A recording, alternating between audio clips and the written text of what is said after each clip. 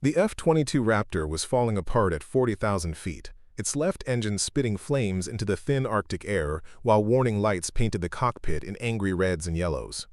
Technical Sergeant Riley Matthews pressed herself against the cramped navigation station behind the pilot's seat, her hands flying across backup control systems as she fought to keep the dying aircraft stable enough for the unconscious pilot to survive the next 10 minutes. Before we jump back in, tell us where you're tuning in from, and if this story touches you, make sure you're subscribed because tomorrow I've saved something extra special for you.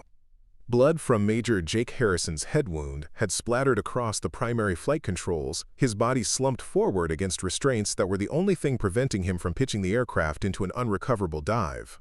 The ejection seat mechanism had been damaged in the missile strike that had crippled their aircraft, trapping both of them in a technological marvel that was rapidly becoming their tomb.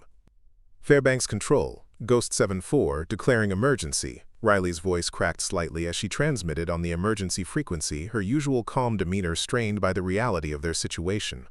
Pilot incapacitated, aircraft severely damaged, requesting immediate guidance for emergency landing procedures. The response came through layers of static and interference. Ghost 7-4, Fairbanks Control, we copy your emergency.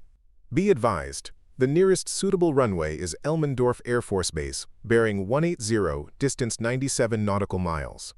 Weather conditions deteriorating rapidly, with visibility dropping to less than half a mile. Riley's stomach dropped as she processed the information. 97 miles through a building Arctic storm in a damaged stealth fighter with an unconscious pilot and navigation systems that were failing one by one. The odds of survival were approaching zero, and everyone on the radio frequency knew it. She had never flown anything more complex than a training simulator, let alone the most advanced fighter aircraft in the world. Her role as navigation support specialist had kept her firmly planted behind control panels and computer screens, analyzing flight paths and coordinating mission parameters for pilots who had spent years mastering the art of aerial combat. Now she was faced with the impossible choice between certain death and attempting something that had never been done in the history of military aviation. The story of how Riley Matthews found herself in this desperate situation had begun 18 hours earlier at Eielson Air Force Base, where the morning briefing had started like countless others she had attended over the past 4 years. The mission seemed routine by the standards of Arctic air operations, a reconnaissance flight along the edge of international airspace to monitor unusual activity that intelligence analysts had detected in the region. Riley had arrived at the briefing room early, as was her habit, carrying the detailed navigation charts and mission planning documents that would guide Major Harrison through an 8-hour patrol mission.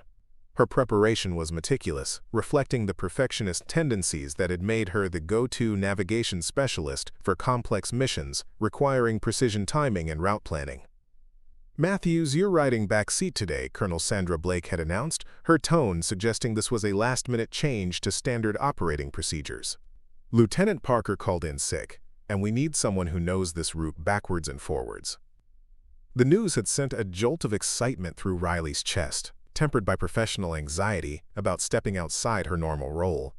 Riding back seat meant occupying the navigation station in a 2-seat F-22D, responsible for managing electronic warfare systems, communication protocols, and tactical coordination while the pilot focused on flying the aircraft.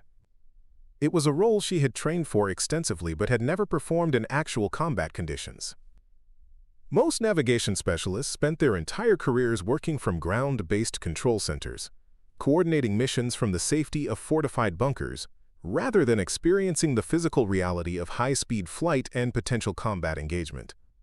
Major Jake Harrison had been less than enthusiastic about the arrangement. His reputation as a by-the-book pilot who preferred working with experienced aircrew made him skeptical of flying with someone whose primary experience came from computer simulations and training exercises rather than actual flight operations. "Matthews, I know you are qualified on paper," he had said during their pre-flight briefing, his tone carrying the weight of someone who had seen too many training scenarios fail when confronted with real-world complexity. "But this isn't a classroom exercise. We're flying in conditions that can kill you faster than you can react, and I need to know that you can handle whatever we encounter up there." Riley had nodded confidently, though privately she wondered if her simulator training had adequately prepared her for the physical and psychological demands of actual flight operations. The academic knowledge was there. memorized through countless hours of study and practice, but the gap between theoretical understanding and practical application could be measured in the difference between life and death. The mission briefing had revealed concerning intelligence about foreign aircraft operating near the boundaries of American airspace, conducting what appeared to be systematic reconnaissance of military installations and defensive positions. Recent satellite imagery showed unusual activity at several locations, suggesting coordinated intelligence-gathering efforts that posed potential threats to national security. "We're looking at a possible probe operation," Colonel Blake had explained, pointing to digital maps that showed aircraft tracks approaching and retreating from sensitive areas. "Foreign forces testing our response times, defensive capabilities, and operational procedures. Your job is to observe, document, and report without engaging unless directly threatened." The rules of engagement were clear and restrictive. Observe, but don't provoke. Gather intelligence, but avoid escalation. Maintain defensive posture while documenting potential threats to American security interests. It was the kind of mission that required patience, precision, and professional restraint, even under potentially provocative circumstances. Riley had spent the previous evening studying every aspect of the planned route, memorizing waypoints, backup landing sites, and emergency procedures that might be needed if weather conditions or mechanical problems forced deviations from the planned mission profile. Her preparation included detailed analysis of terrain features, communication frequencies, and tactical considerations that could affect mission success. The pre-flight inspection had been thorough but routine. The F-22D appeared to be in perfect mechanical condition, its sophisticated systems operating within normal parameters as ground crews completed final preparations for departure. Riley had checked and double-checked her navigation equipment, ensuring that backup systems were available if primary controls failed during flight operations. Major Harrison's pre-flight briefing had covered emergency procedures with the kind of methodical thoroughness that reflected years of experience flying dangerous missions in unforgiving conditions. His explanations of ejection protocols, emergency communication procedures, and survival techniques had seemed like standard precautions rather than preparations for actual life-threatening situations. "Matthews, if something goes wrong up there, follow my lead and don't try to be a hero," he had warned as they walked toward the aircraft. Navigation specialists who think they can pilot fighter jets usually end up as cautionary tales in training manuals. The comment had stung because it reflected institutional attitudes that Riley had encountered throughout her military career. Despite her exceptional performance in training exercises and her comprehensive knowledge of aircraft systems, she was still viewed primarily as support personnel rather than someone capable of handling flight operations independently.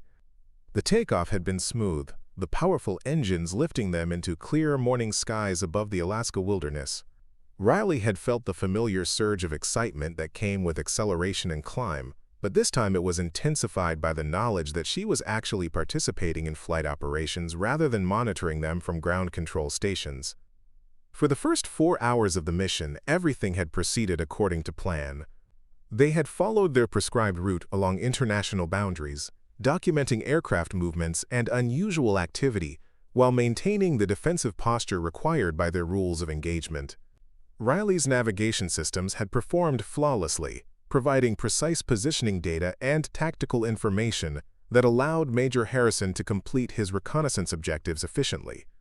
The foreign aircraft had appeared on their radar screens at approximately 11:30 a.m., 4 contacts flying in formation at high altitude and maintaining courses that suggested systematic surveillance of American military installations. "Ghost 7-4, Elmendorf Control," the radio had crackled with new instructions. "Be advised, unknown aircraft are approaching your operational area. Maintain current heading and observe. Do not engage unless fired upon." Riley had watched the radar contacts with growing concern as the foreign aircraft demonstrated capabilities that suggested advanced technology and sophisticated training. Their flight patterns indicated knowledge of American defensive procedures and tactical doctrine that should have been classified information. Major Harrison had maintained professional composure while maneuvering to observe the foreign aircraft without appearing threatening or provocative. His experience showed in the way he positioned their F-22 to maximize observation opportunities while remaining within the defensive parameters specified by their mission orders. The attack had come without warning at 12:47 p.m., when one of the foreign aircraft had suddenly accelerated and launched a missile that their defensive systems had failed to detect until it was too late to avoid completely. Major Harrison's evasive maneuvers had prevented direct impact, but the explosion had damaged critical flight systems and sent shrapnel through the cockpit. Riley had felt the aircraft shudder and roll as hydraulic systems failed and electrical circuits sparked around them. Warning alarms had filled the cockpit with urgent sounds that signaled multiple system failures occurring simultaneously. Through it all, Major Harrison had fought to maintain control, while blood from his head wound made it increasingly difficult to see his instruments clearly. "Matthews, I need you to take over navigation and communication," he had said through gritted teeth, his voice strained by the effort of controlling the damaged aircraft. "I'm having trouble seeing the instruments clearly, and we're going to need backup systems to get home." That had been the beginning of Riley's transformation from passive observer to active participant in their survival. As Major Harrison's condition deteriorated and the aircraft systems continued to fail, she had found herself taking on responsibilities that went far beyond her training and official role. Now, 18 hours later, she faced the ultimate test of whether theoretical knowledge could substitute for practical experience when American lives hung in the balance. The unconscious pilot beside her represented not just a colleague in trouble, but a symbol of institutional attitudes that had kept her confined to support roles despite capabilities that might now be their only hope for survival. Riley Matthews had never intended to become a navigation specialist. Her childhood dreams had been filled with images of herself in the pilot's seat of military aircraft, soaring through clouds and defending American airspace with the same determination that had driven her father, Master Sergeant David Matthews, through 3 tours of duty as an aircraft mechanic during the Gulf War. Preparing and narrating this story took us a lot of time, so if you are enjoying it, subscribe to our channel. It means a lot to us. Now back to the story. Growing up on Randolph Air Force Base in Texas, Riley had spent countless afternoons watching fighter jets practice aerial maneuvers overhead while her father worked on the flight line below. The thunder of afterburners and the precision of formation flying had captured her imagination in ways that traditional childhood activities never could. "Daddy, when I grow up, I want to fly jets just like those," she had announced at age 8. Pointing toward a formation of F-16s executing a perfect diamond pattern against the vast Texas sky. David Matthews had smiled at his daughter's enthusiasm while privately harboring concerns about the institutional barriers she would face in pursuing such ambitions. The military of the 1990s was slowly adapting to expanded roles for women, but fighter pilot positions remained largely closed to female personnel due to combat exclusion policies that would not be fully lifted for another 2 decades. "Riley, sweetie, there are lots of ways to serve in the Air Force," he had replied diplomatically. "Pilots are important, but so are the people who make sure they know where they're going and how to get home safely." Those words had proven prophetic in ways that neither father nor daughter could have anticipated at the time. Riley's path to military service had been shaped by academic excellence and technical aptitude that impressed her instructors, but institutional limitations that channeled her talents toward support roles rather than the combat positions she had originally envisioned. Her high school years had been marked by exceptional performance in mathematics, physics, and computer science courses that provided the foundation for advanced military training. Riley had graduated valedictorian of her class, while maintaining perfect scores on standardized tests that measured aptitude for technical specialties within the armed forces.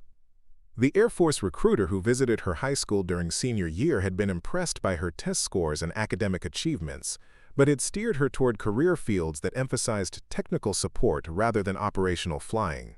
The conversation had taken place in the school guidance counselor's office, with Riley's parents present to discuss the educational and career opportunities available through military service.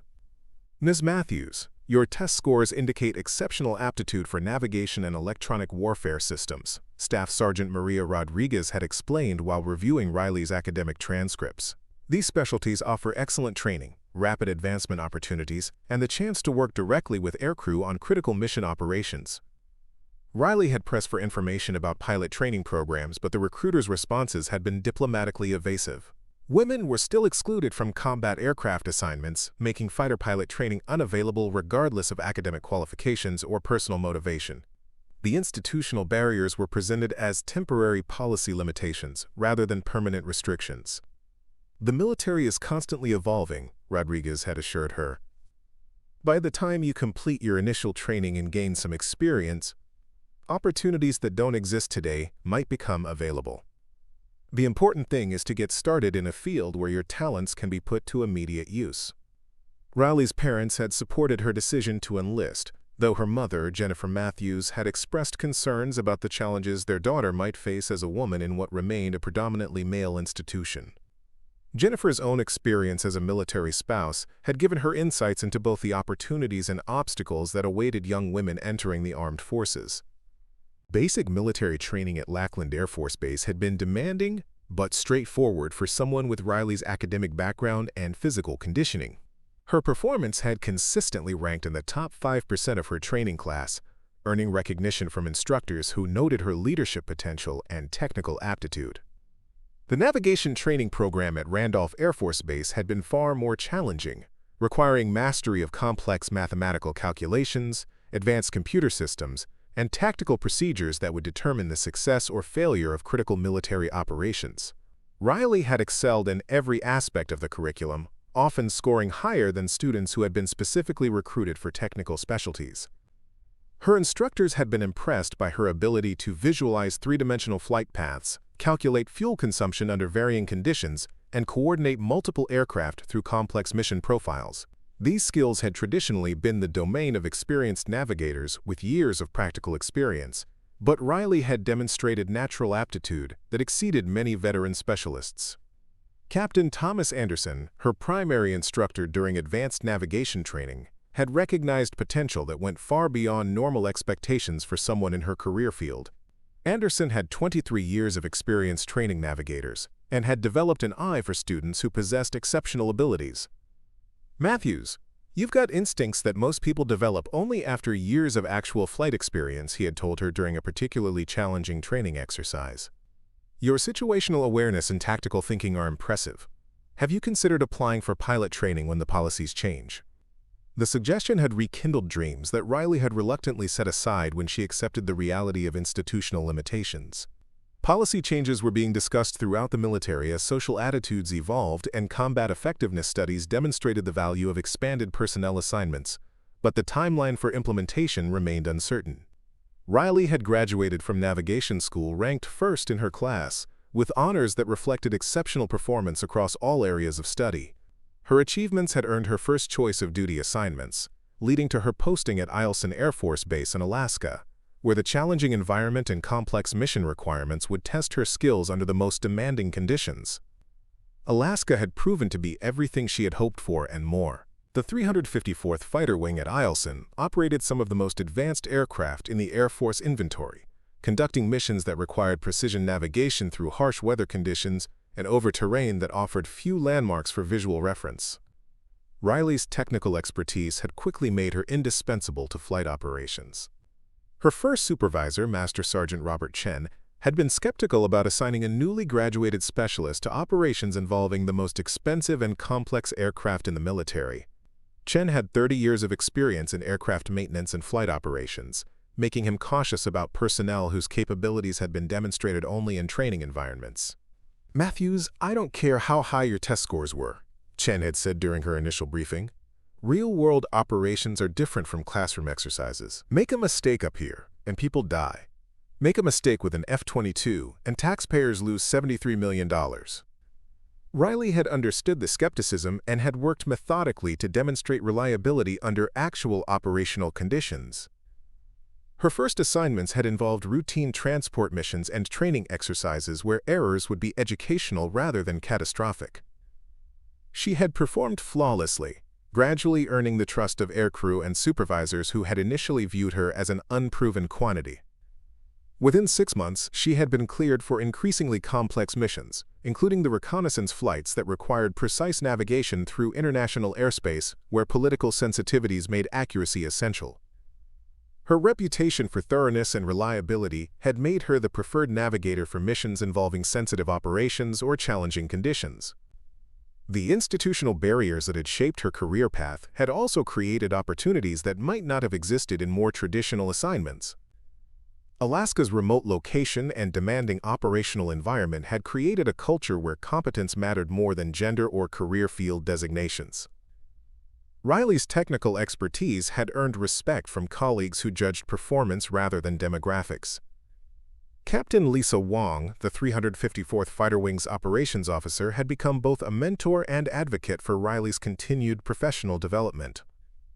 Wong had broken her own barriers as one of the first women to serve in combat aircraft assignments after policy changes in the early 2000s, giving her unique insights into the challenges facing female personnel in previously restricted career fields.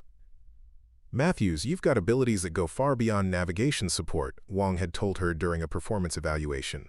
"When the opportunity arises, you should consider applying for pilot training. The institutional barriers are coming down, and we need people with your technical background and leadership potential." The encouragement had been meaningful, but Riley had learned to be cautious about expectations that might not align with institutional reality. Policy changes occurred slowly in military organizations, and individual opportunities often depended on factors beyond personal qualifications or supervisory recommendations.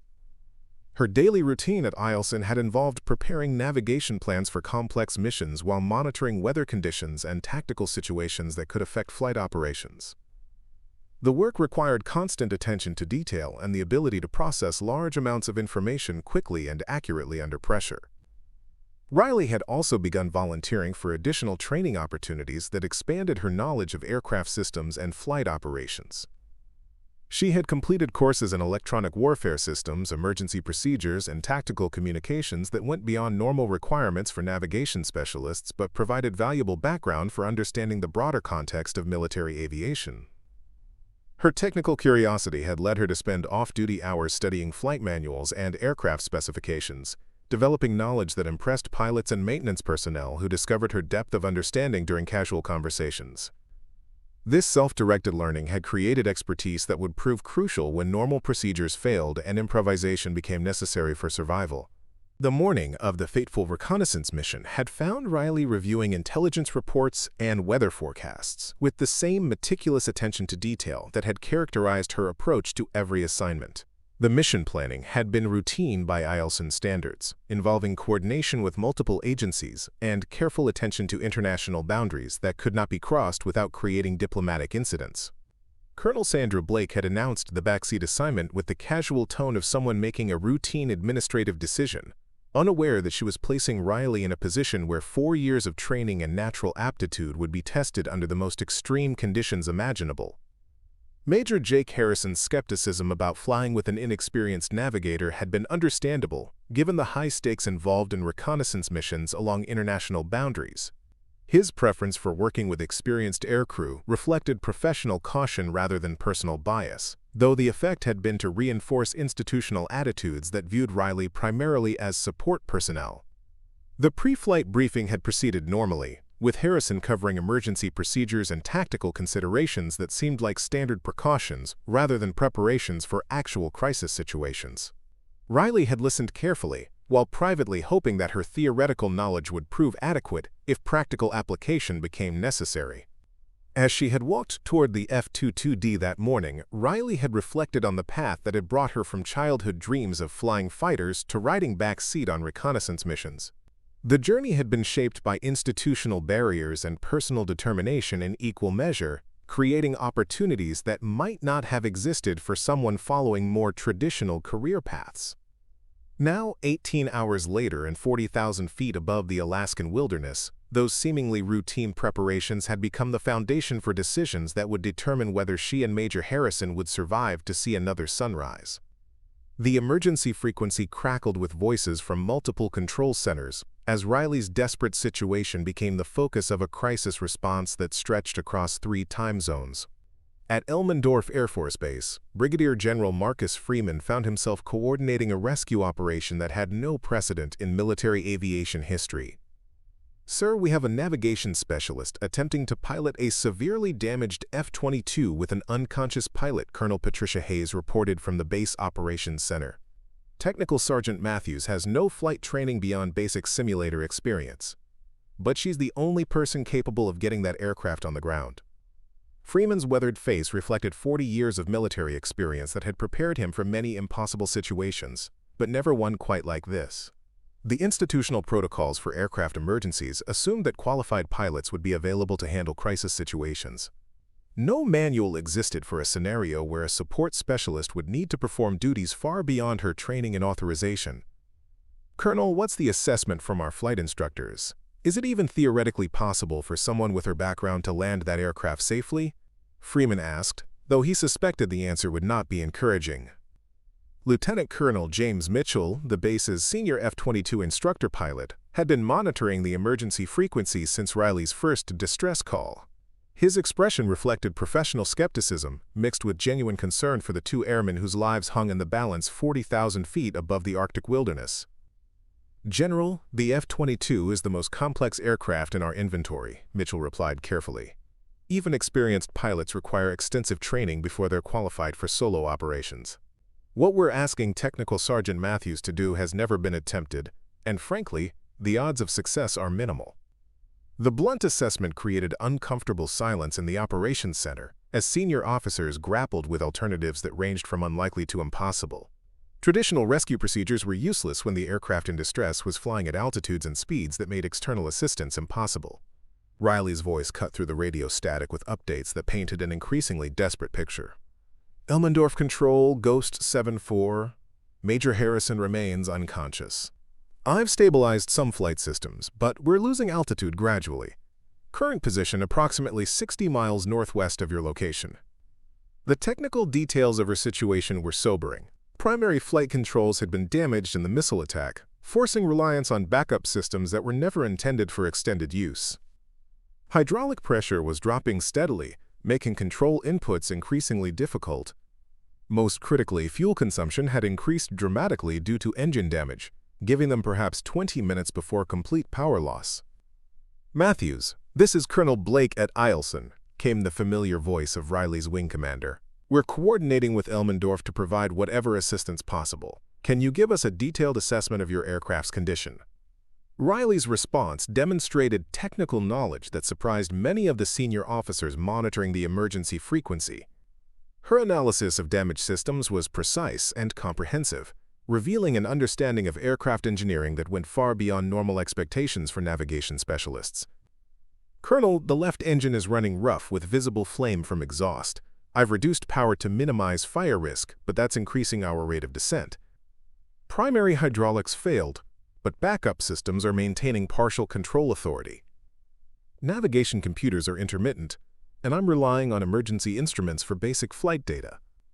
The clarity of her assessment impressed Lieutenant Colonel Mitchell, despite his skepticism about her ability to actually pilot the aircraft.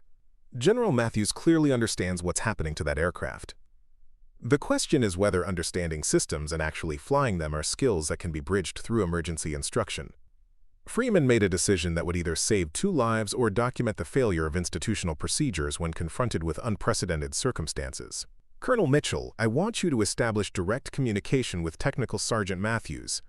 Provide whatever guidance you can for emergency landing procedures. We're going to attempt something that's never been done before." The decision created immediate controversy among staff officers who understood the implications of asking a navigation specialist to perform duties reserved for extensively trained pilots.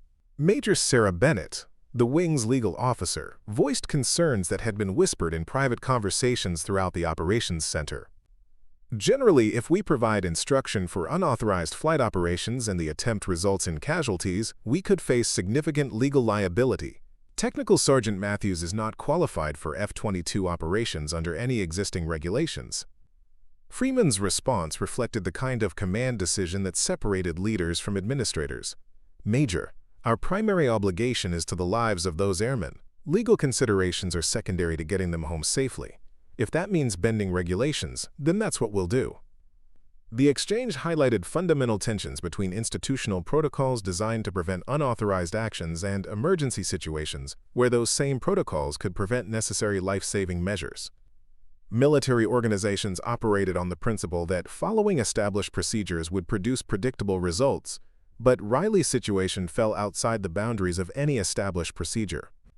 At Peterson Air Force Base in Colorado, the North American Aerospace Defense Command was monitoring the emergency through classified communication channels that connected multiple military installations across the continent.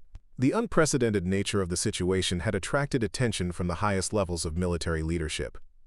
General Patricia Thompson, NORAD's deputy commander, had been following the developing crisis through hourly briefings that painted an increasingly urgent picture.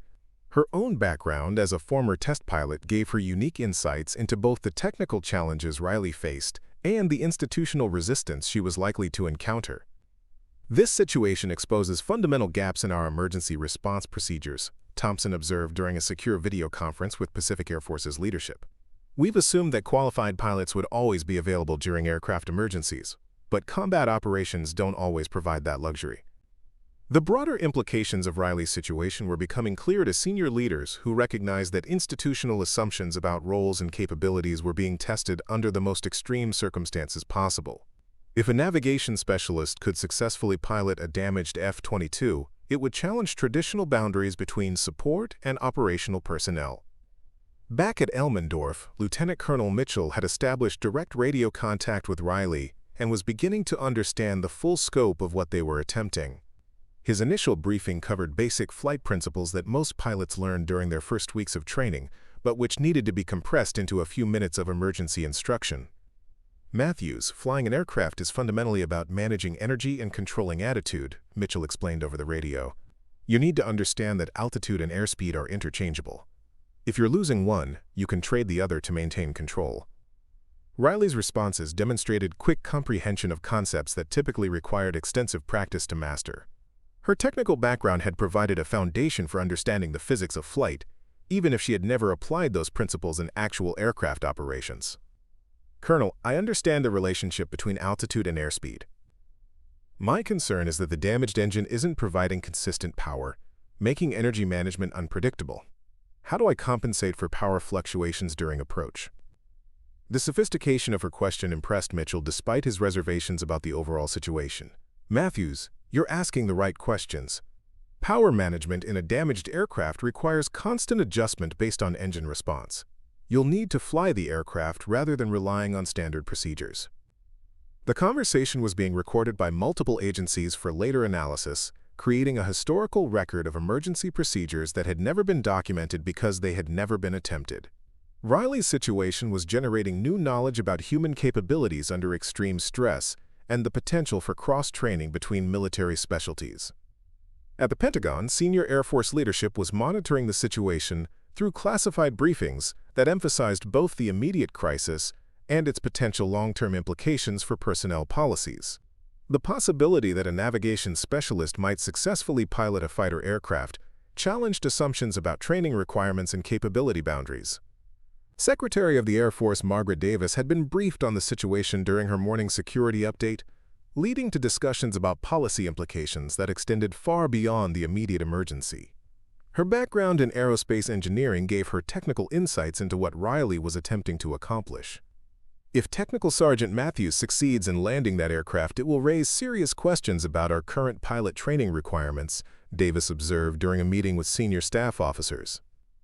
"Either we're overtraining for normal operations, or we're undertraining support personnel who might need to handle emergency situations." The institutional resistance to Riley's situation was becoming evident through radio communications that emphasized regulations and proper procedures rather than practical solutions to her immediate crisis. Several senior officers had expressed concerns about setting precedents that might encourage other personnel to exceed their authorized duties.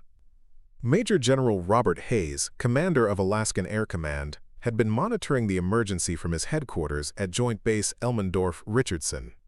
His response reflected institutional priorities that emphasized regulatory compliance even during life-threatening emergencies.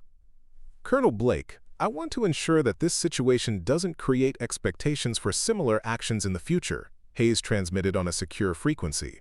"Technical Sergeant Matthews may be attempting heroic actions, but we can't allow individual initiative to override established procedures and training requirements." The comment revealed the fundamental tension between institutional control and emergency improvisation that was playing out in real time as Riley fought to keep herself and Major Harrison alive. Senior leadership was already thinking about policy implications while she focused on basic survival. Colonel Blake's response reflected the perspective of someone dealing with immediate rather than theoretical concerns. General, we can address policy implications after we get our people home safely. Right now, Technical Sergeant Matthews is our only option for preventing 2 fatalities. The exchange was typical of organizational dynamics where field commanders focused on mission accomplishment, while senior leadership worried about institutional consequences. Riley's situation had created a collision between practical necessity and regulatory structure that would influence military policies for years to come. Lieutenant Colonel Mitchell continued providing emergency flight instruction while privately marveling at Riley's ability to absorb complex information under the most stressful conditions imaginable. Her questions demonstrated understanding that typically developed only through extensive experience with actual aircraft operations. Matthews, approach procedures for emergency landings require precise coordination between airspeed, attitude, and power settings, Mitchell explained.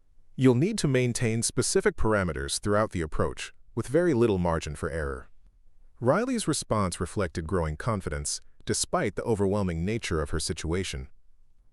Colonel, I've studied approach procedures for every aircraft in our inventory. My concern is applying theoretical knowledge when the aircraft isn't responding normally to control inputs. The conversation highlighted the gap between academic knowledge and practical skills that had shaped Riley's entire military career. She possessed theoretical understanding that exceeded many experienced pilots, but lacked the hands-on experience that would normally be considered essential for such operations. As their aircraft continued its gradual descent through the harsh Alaskan weather, Riley found herself becoming the focal point for institutional debates about training, capability, and the proper boundaries between different military specialties. Her attempt to save 2 lives had become a test case for fundamental assumptions about human potential and organizational structure. The irony was not lost on officers monitoring the situation that someone who had been considered unqualified for pilot training was now attempting the most challenging flying mission any of them had ever witnessed. Her success or failure would influence personnel policies and training requirements for decades to come, making her struggle for survival a defining moment for military aviation. At 38,000 feet above the Chugach Mountains, Riley Matthews made the decision that would transform her from a navigation specialist following orders into someone who would either save 2 lives or die trying. Major Harrison's breathing had become increasingly labored, and the blood loss from his head wound was creating a medical emergency that added urgency to their already desperate situation. Elmendorf Control, Ghost 7-4. Riley's voice carried new determination as she keyed the radio. I'm declaring pilot incapacitation and assuming flight control under emergency authority. Request immediate clearance to attempt emergency landing procedures. The transmission sent shockwaves through multiple command centers as military personnel realized they were witnessing something that had never happened in the history of American military aviation. A navigation specialist was officially taking command of the most advanced fighter aircraft in the world, with no formal training and minimal chance of survival. Lieutenant Colonel Mitchell's response came through layers of static and interference as weather conditions continued to deteriorate around their position. Matthews, understand you're assuming pilot duties. Be advised what you're attempting has never been done successfully. Are you certain you want to proceed? Riley looked at Major Harrison's unconscious form, noting the shallow breathing and pale complexion that indicated shock from blood loss. The choice was no longer between following regulations and breaking them. It was between action and watching someone die while she waited for rescue that would never come in time. Colonel, I'm not qualified to make medical assessments, but Major Harrison needs immediate attention that he can't receive at altitude. I'm bringing this aircraft down, whether I'm authorized to or not. The declaration marked the point of no return, the moment when institutional protocols gave way to individual responsibility and desperate improvisation. Riley had crossed the line from following orders to making command decisions that would either vindicate her actions or document her failure for future analysis. At Elmendorf Air Force Base, Brigadier General Freeman found himself authorizing procedures that existed nowhere in military regulations.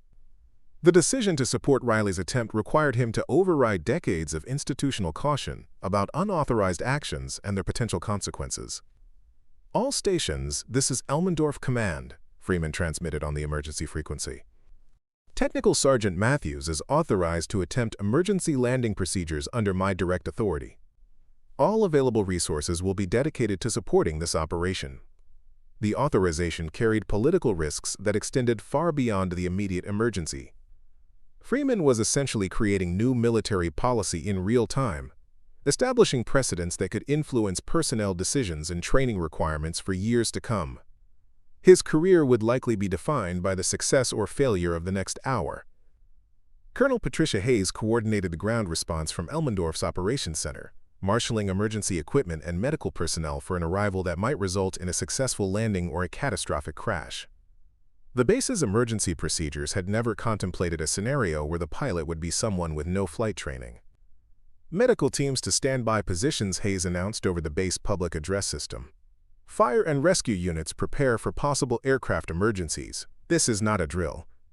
The clinical language masked the unprecedented nature of what they were preparing for. Riley's attempt would either demonstrate remarkable human adaptability under extreme stress or provide a tragic example of what happened when institutional barriers prevented proper training for emergency situations.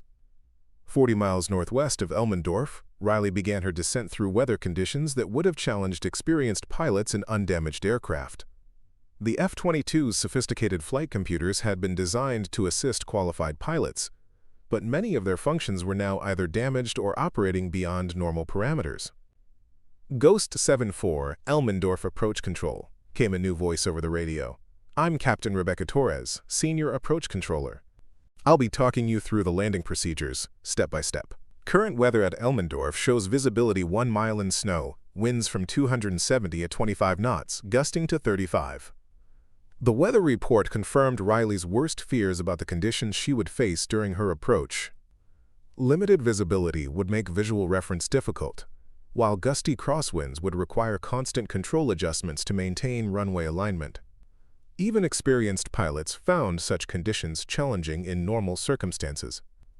Captain Torres, understand weather conditions are marginal, Riley responded while fighting to maintain aircraft control as turbulence increased during their descent. I need to know what my options are if the first approach doesn't work out. Torres paused before answering, recognizing that conventional procedures for missed approaches might not apply when the pilot had never attempted a landing before. Matthews, normally we'd recommend a go-around and second attempt, but given your fuel situation and the pilot's medical condition, you'll probably only get one chance. The Stark assessment eliminated any margin for error that might have existed under normal circumstances. Riley would need to execute a perfect approach and landing on her first attempt, with weather conditions that reduced visibility to less than a mile and crosswinds that would test the limits of her improvised flying skills. Major Harrison stirred briefly in his seat, mumbling incoherently before losing consciousness again. The movement reminded Riley that she was not just fighting for her own survival, but for someone whose life depended entirely on her ability to accomplish something that had never been attempted before. Torres, I need specific guidance on approach speeds and control inputs for emergency landing, Riley transmitted while checking her fuel gauge and noting that consumption had increased due to engine damage. I've read the technical manuals, but I need practical advice for actual execution. The request highlighted the fundamental challenge of translating theoretical knowledge into practical skills under life-threatening pressure. Riley had studied landing procedures extensively, but academic understanding differed dramatically from the physical reality of controlling a damaged aircraft through complex approach patterns. Captain Torres began providing detailed instruction that compressed years of pilot training into a series of emergency briefings delivered over scratchy radio communications. Her background as both an experienced pilot and air traffic controller gave her unique insights into what Riley would need to know to have any chance of success. Matthews, approach speed for your aircraft weight should be approximately 155 knots. That will give you adequate margin above stall speed while maintaining control authority. You'll need to use power to control descent rate and stick inputs to maintain runway alignment. Riley absorbed the information while simultaneously managing flight controls that were becoming increasingly difficult to operate as hydraulic pressure continued to drop. The F-22's fly-by-wire system was compensating for control surface damage, but the compensation required constant computer calculations that were straining backup electrical systems. Understood. 155 knots approach speed. What about landing configuration? Do I need to deploy landing gear and flaps at specific altitudes? The question demonstrated Riley's understanding that landing procedures involved precise sequencing of multiple systems, each of which affected aircraft performance and handling characteristics. Her technical background had provided theoretical knowledge of these relationships, but practical application remained uncharted territory. Torres consulted with Lieutenant Colonel Mitchell and other senior pilots who had gathered in the approach control facility to provide expert guidance for the unprecedented landing attempt.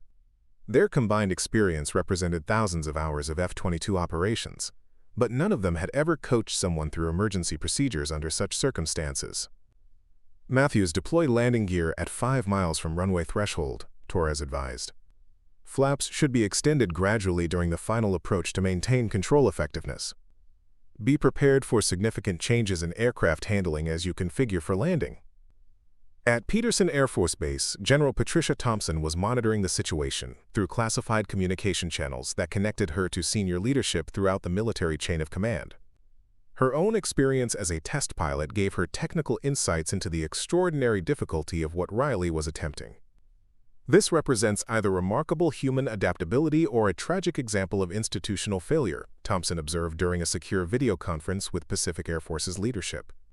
If she succeeds, it will challenge every assumption we have about training requirements and human capability under stress.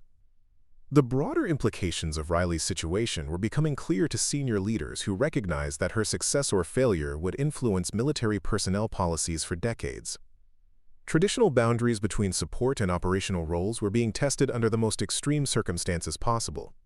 Lieutenant Colonel Mitchell had positioned himself in Elmendorf's control tower to provide visual reference for Riley's approach, using binoculars to monitor her aircraft's position as it descended through layers of snow and turbulence. His radio guidance would be crucial during the final minutes of approach, when precise control inputs would determine success or failure. Matthews, I have visual contact with your aircraft at 12 o'clock 8 miles out, Mitchell transmitted. You're slightly left of centerline, but well within acceptable parameters. Begin your descent to 3,000 feet and maintain the current heading. Riley could see the runway lights beginning to penetrate the snow and low clouds that had limited visibility throughout her approach. The sight provided both relief and renewed anxiety as she realized that the most challenging phase of her emergency landing was just beginning. Roger, descending to 3,000 feet, she responded while reducing power and adjusting control inputs to maintain the precise flight path that would bring her aircraft into alignment with Elmendorf's main runway. Major Harrison is still unconscious, but his breathing seems more stable. The medical update provided some encouragement, though both Riley and the ground controllers understood that Harrison's condition would continue to deteriorate without immediate treatment. Time was becoming as critical a factor as flying skill in determining whether both aircrew would survive their ordeal. As Riley passed through 5,000 feet during her descent, she encountered severe turbulence that tested both her aircraft control skills and her determination to complete the landing attempt. The damaged F-22 responded sluggishly to control inputs, requiring constant adjustments to maintain the approach path that Torres was monitoring on radar. Ghost 74, you're encountering wake turbulence from the terrain interaction with surface winds, Torres advised. This is normal for current conditions. Maintain power setting and use small control inputs to stay on the glide path. The guidance helped Riley understand that the turbulence was environmental rather than mechanical, though the distinction mattered little when fighting to maintain control of an aircraft that wanted to deviate from the precise flight path required for successful landing. Every wind gust threatened to push her off approach, requiring constant vigilance and rapid correction. At 3,000 feet, Riley could see Elmendorf Air Force Base emerging from the snow and low visibility like an oasis in the Alaskan wilderness. Emergency vehicles were positioned along the runway, their flashing lights creating a pathway that guided her toward what might be salvation or disaster. Elmendorf Tower, Ghost 74 has the field in sight, Riley transmitted, her voice carrying both relief and apprehension as she realized that the next few minutes would determine whether months of institutional conflict would end in vindication or tragedy. Roger, Ghost 74, came the tower controller's response. You are cleared to land runway 06, emergency equipment is standing by, bring her home safe. The simple phrase carried enormous weight as Riley began the final phase of an approach that would either demonstrate remarkable human capability under extreme stress or provide a cautionary tale about the limits of improvisation when proper training was unavailable. The F-22 descended through the final 2,000 feet like a wounded bird fighting gravity and the elements, while Riley Matthews demonstrated flying skills that defied every institutional assumption about training requirements and human capability under extreme stress. Snow pelted the aircraft's windscreen as crosswinds buffeted the damaged fighter, requiring constant control adjustments to maintain the narrow approach corridor that would either lead to salvation or catastrophe. Ghost 7-4, you're slightly high on glide path, Captain Torres advised from approach control, her voice maintaining professional calm despite the unprecedented nature of what she was witnessing. Reduce power slightly and allow descent rate to increase. You're looking good for runway alignment.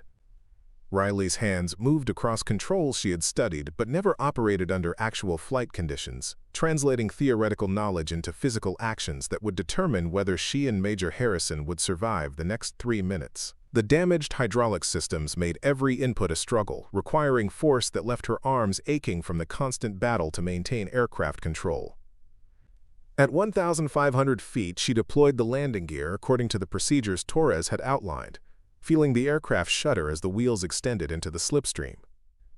The gear deployment created additional drag that affected flight characteristics, requiring immediate power adjustments to maintain approach speed and descent rate within acceptable parameters. Gear down and locked, Riley reported, checking the indicator lights that confirmed proper deployment despite the aircraft's damaged condition. Approach speed 155 knots, descent rate 500 feet per minute. Lieutenant Colonel Mitchell watched from the control tower through binoculars that allowed him to monitor Riley's approach despite the limited visibility created by blowing snow and low clouds. His experience as an F-22 instructor pilot enabled him to assess her performance with professional accuracy.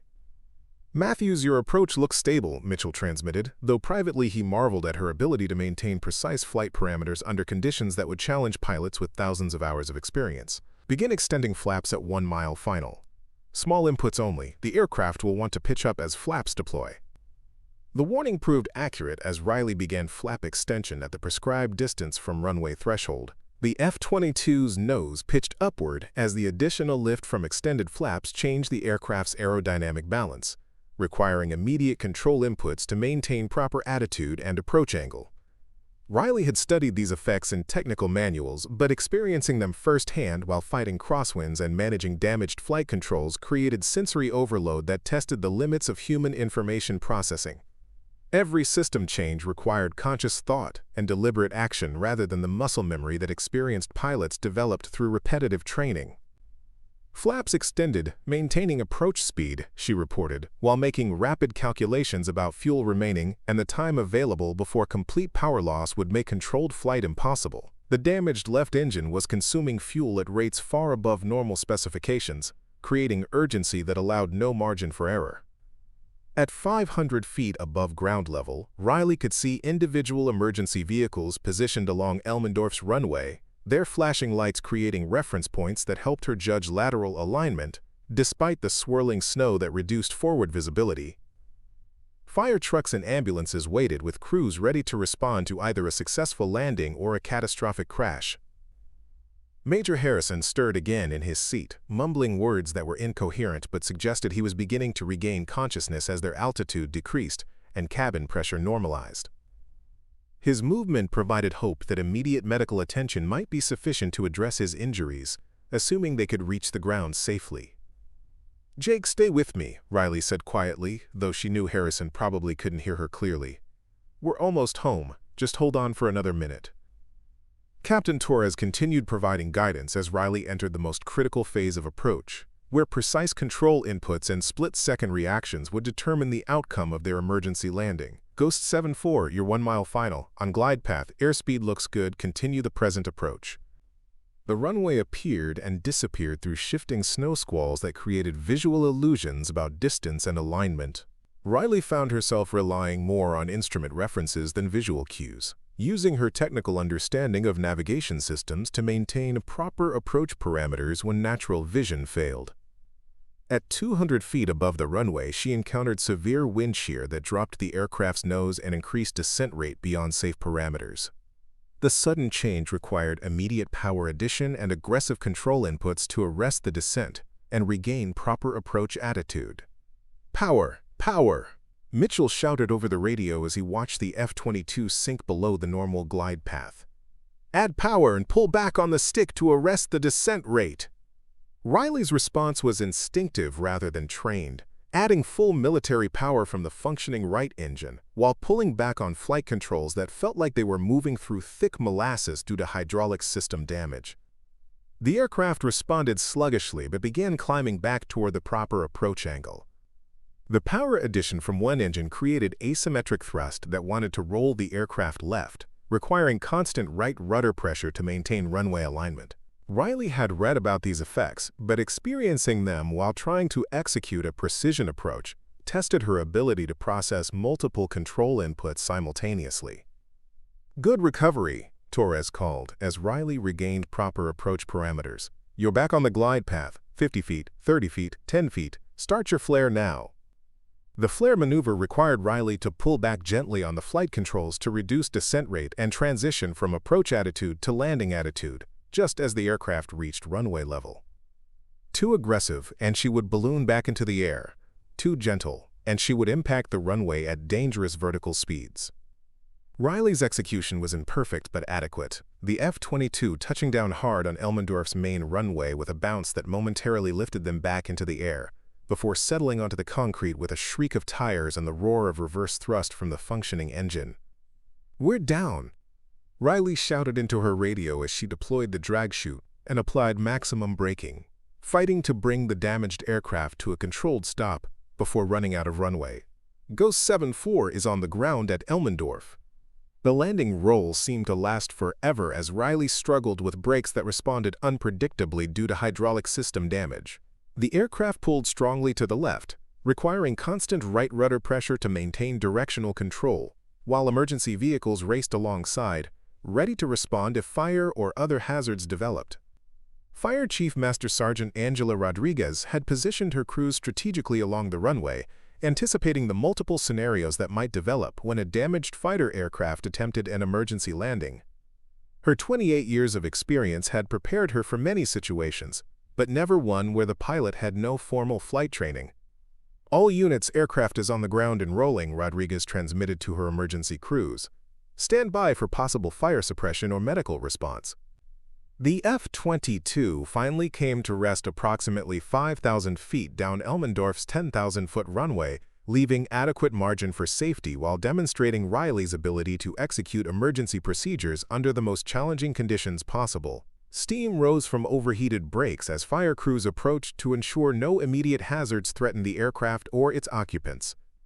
Riley sat in the cockpit for several seconds, unable to fully process that she had successfully accomplished something that military experts had considered impossible. Her hands shook from adrenaline and exhaustion as she began shutdown procedures for aircraft systems that had performed far beyond their design specifications. "Tower, Ghost 74 is stopped on runway 06, she transmitted, her voice cracking with emotion and fatigue. "Request immediate medical attention for Major Harrison. I think he's regaining consciousness, but he needs professional medical evaluation." The canopy opened with a hydraulic hiss that released the tension and stress of the previous hour into the cold Alaskan air. Emergency medical technicians were already climbing onto the aircraft to assess Major Harrison's condition and begin treatment for injuries that had threatened his life during their desperate flight.